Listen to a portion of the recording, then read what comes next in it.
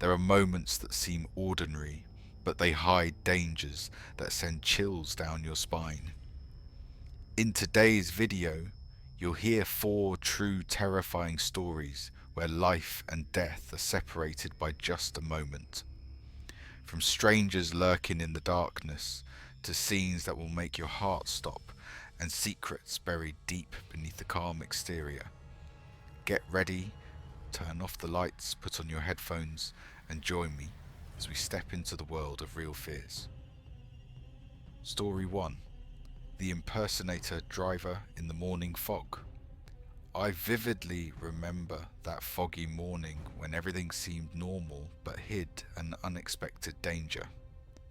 I was just a young child around 3rd or 4th grade, and my mother was always the one to wake me up every morning to get ready for school.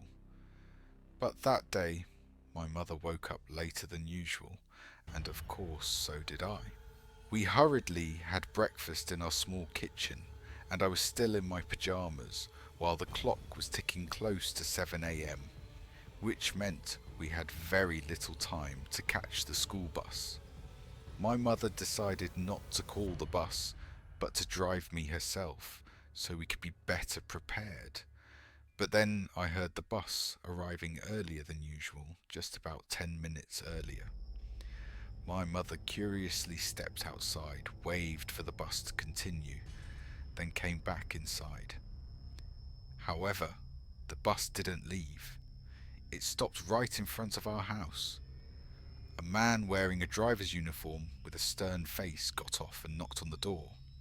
He said he was the substitute driver because the regular driver had called in sick. He seemed a bit flustered, saying that he wanted to start early to familiarize himself with the route. But my mother firmly stated that she would be driving me as I wasn't ready yet. The man appeared displeased, his gaze carrying something terrifying, almost angry, but he eventually turned back to the bus and left. Not long after, another bus arrived, driven by the familiar driver, filled with my classmates.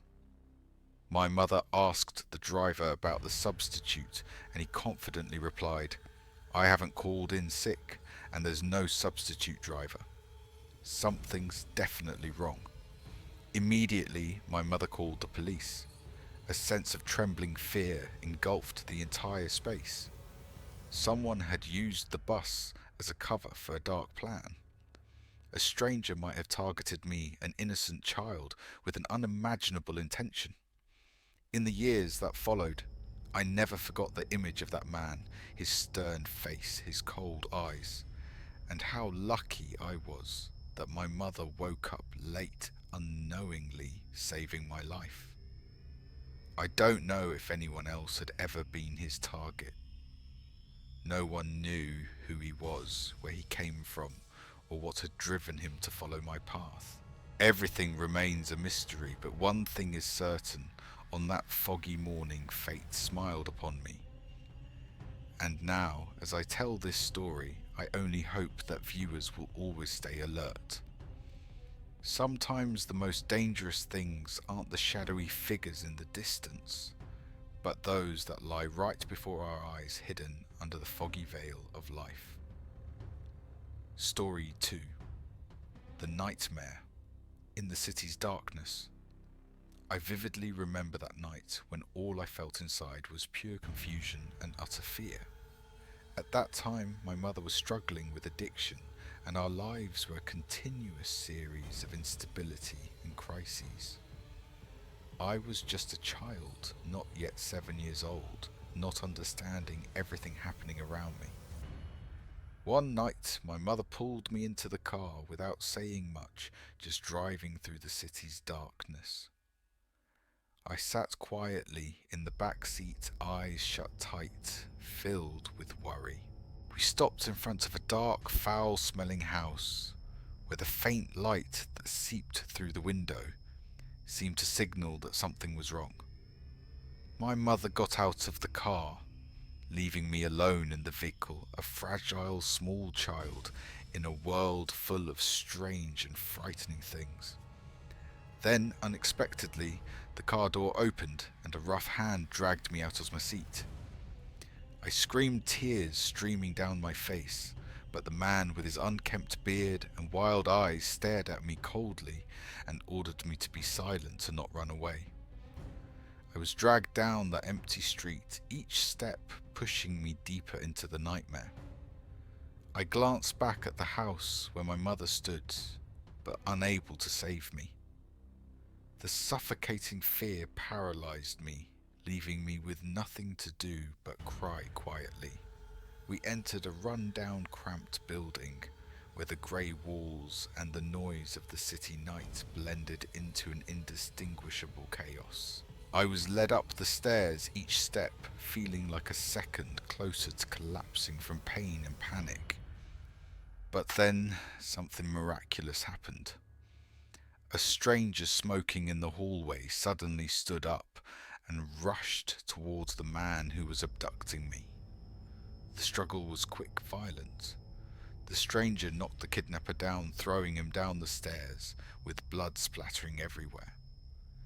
The man smoking wasn't your typical hero. He seemed to have his own secrets and sins. But to me, he was an angel, the only one who saved me from that nightmare. He anxiously asked me questions, his voice rough and his words broken. He gently lifted me in his arms, racing against time to get me back to safety, avoiding the police cars that were circling the neighborhood. When I was finally reunited with my mother, the police arrived asking questions and documenting the incident. I was too young to understand everything, but I knew that from that moment on, my life would be forever changed. I will never forget the look in that man's eyes, the one who didn't hesitate to face evil to save me. Once again, in the city's darkest corners, hope and life triumphed. Story 3: Hell at the Daycare. When I was little, around the age of 5, my mother entrusted me to a stranger to look after me during the summer while my parents worked all day. The woman lived in the neighborhood close to my house. At first, I thought she seemed kind, but things quickly turned into a nightmare. She was a heavy drinker, always sluggish and smelling foul. Her house was filled with broken bottles scattered everywhere, and the worst part was that I was often left alone for hours with no one looking after me. I had to play by myself while she was either drunk or locked away in her own room. But that was just the surface of the iceberg. Her older daughter, about 11 years old, was a terrifying child, even worse than the younger one who was 8. At first they acted friendly, but soon they turned into tormentors both physically and emotionally. Every day they bullied me, dumping dirt and food on my head, yanking my hair out in chunks, and once they secretly put broken glass into my food. The injuries on my body grew more and more, while my parents never realized what was happening. One day, they were so filthy, they urinated on the floor and blamed me for it making me get scolded.